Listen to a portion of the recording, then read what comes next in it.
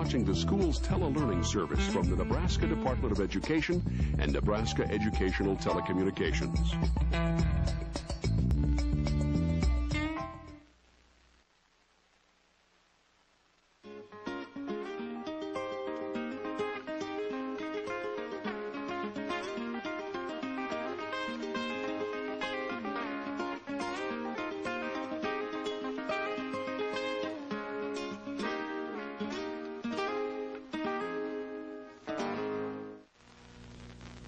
Once upon a time, a witch loved stories galore, and greedy as she was, she wanted more and more. When she saw that the librarian had stories of all kinds, she said, "I'll capture you, all your stories will be mine." There took place a curious chase through meadow, tree, and flower, till at last they ended up right at the witch's tower. Now poor Marian, the librarian, a prisoner she'll stay, until the witch is happy and lets Marian go away.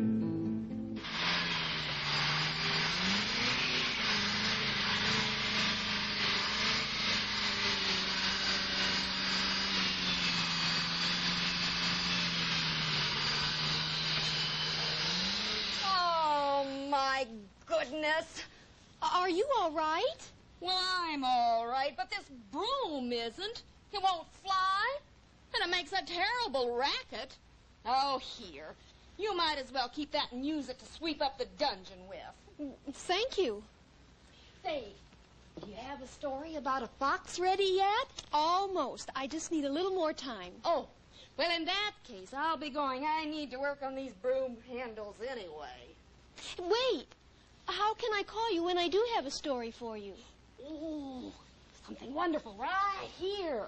This is my magic mirror, and I'll appear whenever you say these magic words. Now, you listen. Left and right and Zachary Zoo. Here's a story just for you. Okay, let me try it. Left and right and Zachary Zoo. Here's a story just for you. How was that? Where did she go? Well, we might as well start putting a story together about a fox. Here he is, that sly old creature. And, oh, here's somebody you might know. It's the little red hen.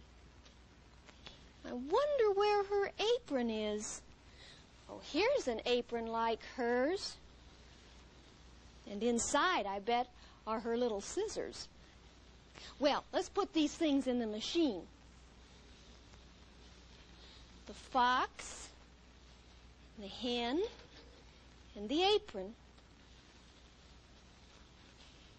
We'll turn it on.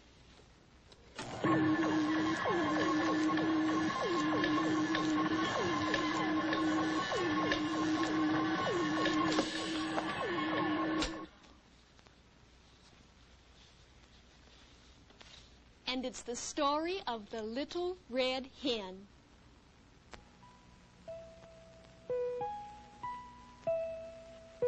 Once upon a time, though I can't say exactly when, there lived away in the country a little small red hen.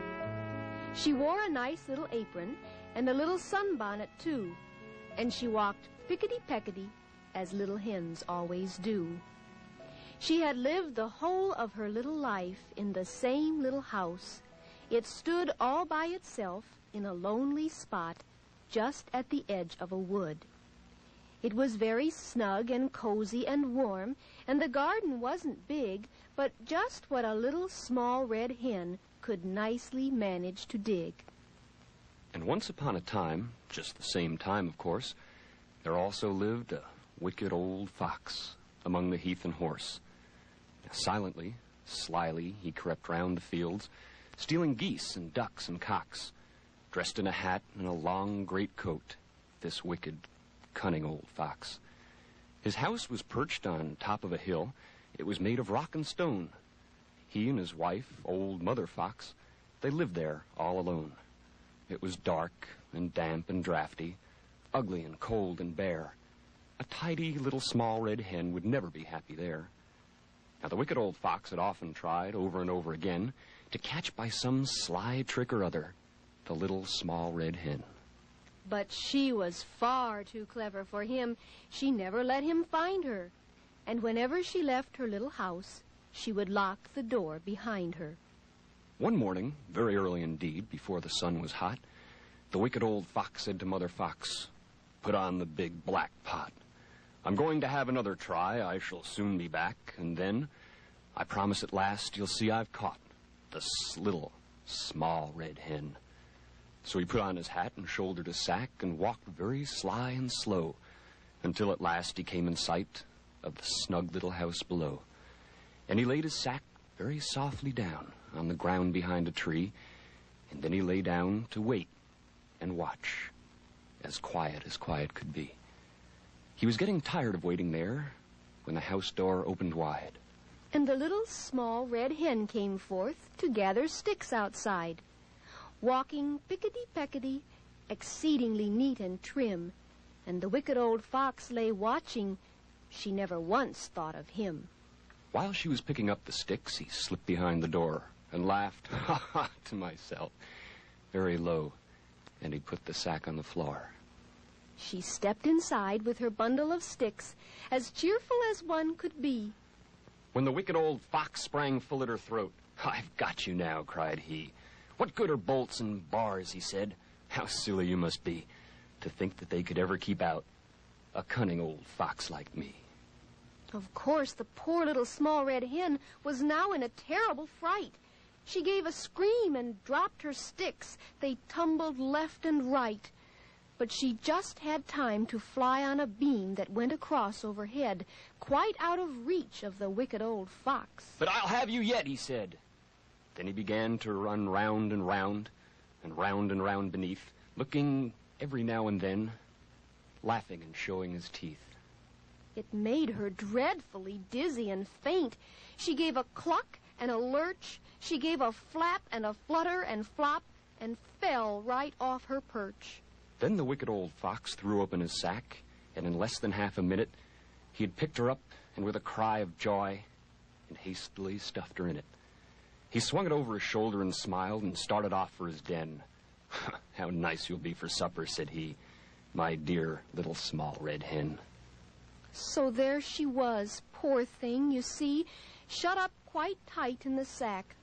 She found it most unpleasant there, close and stuffy and black. But she thought of her little scissors in her apron pocket hid. "I will cut a hole and see where I am," she said, and so she did. Now the sun was hot, and all the time it was getting hotter still, and the wicked old fox grew very tired as he climbed the heathy hill. He flopped on a mossy bank and said, "It may be lazy, but I think I'll just have 40 winks," and his wicked eyes blinked and shut. The little small red hen indeed was also very glad to rest a bit from the jogs and jolts and the bangs and bumps she'd had. And she thought, if I cut a little hole, why not a big one too? And she cut a slit that was long enough to let her whole self through. Wasn't she pleased to be free again? She said, "I must run double quick. But before I go, I'll manage to play the wicked old fox a trick." And she took a great big knobby stone, as large as a lump of coal, and heaved and pushed and pushed and heaved till she got it through the hole. And then she scuttled, panting home as fast as her legs would go, not walking pickety-peckety this time. Oh, dear, no. She scuttered and fluttered down the hill and scampered through her door. "Thank goodness," she said, all out of breath. "I'm safe at home once more." But when the wicked old fox woke up, it was getting dark and late. He shouldered the sack and found it now a most remarkable weight. "Dear me," he said, "she weighs like a goose. I thought she'd be light as a wren. What a splendid supper we'll have tonight off this little small red hen." So heavily, wearily trudged he home, and he kept shifting the sack about. And when at last he came in sight, there was old Mother Fox looking out. He asked, "My love, is the pot on the boil?" "It's boiling fast," she replied. He said, "Then take the lid off, my dear, and we'll plop her plump inside." So old Mother Fox took off the lid, hot and steaming and black, while the wicked old fox, with hurry and haste, untied the mouth of the sack. And splash went the great big stone. It was a splash, my word. I don't suppose a splash so loud has ever before been heard.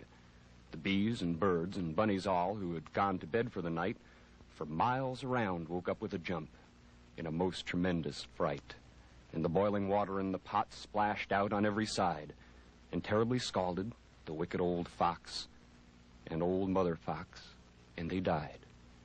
There they lay, all still and stark, up in the house on the hill. There they lay, and for all I know, there they are lying still.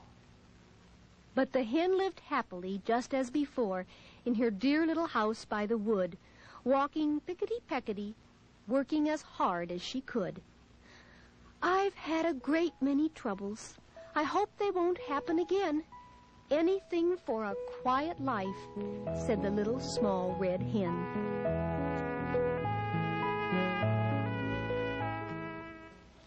Why, that story was written like a poem, wasn't it? Did you hear some rhyming words? Hen, when, fox, box. I think Kerfumbly will like this story, and if she does, maybe I can go on to the library. Help me call her, will you?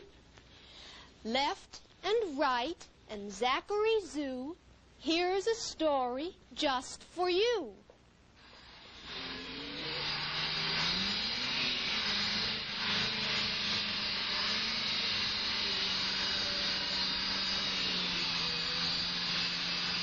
Oh, dear.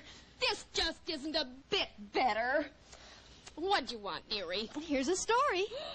Oh, a story already. Thank you. The Little Red Hen. Hen? I wanted a story about a fox. Is there a fox in this story? Oh, there is. Is he a good fox or a bad fox? Oh, a bad fox. Did he catch the Little Red Hen? He did. Was the Little Red Hen a good hen or a bad hen? Oh, she was a good hen. Did she get away from the fox? She did. She got out of the bag. Well, how did she get out of the bag? Oh, with her scissors. Oh, I'm so glad she got away. Oh, but I don't want Marion to get away. I want another story. Let's see. Now, this story has rhyming words in it. Hen, when, fox, box. Marion, you know, witches never use rhyming words in stories, only in magic spells. Oh, Kerfumbly, you don't like the story? Oh, I love the animal story. Just try to find one that doesn't rhyme. An animal story that doesn't rhyme. Will you look for a story like that? And I'll meet you right here next time. Once upon a time, a witch loved stories galore, and greedy as she was, she wanted more and more.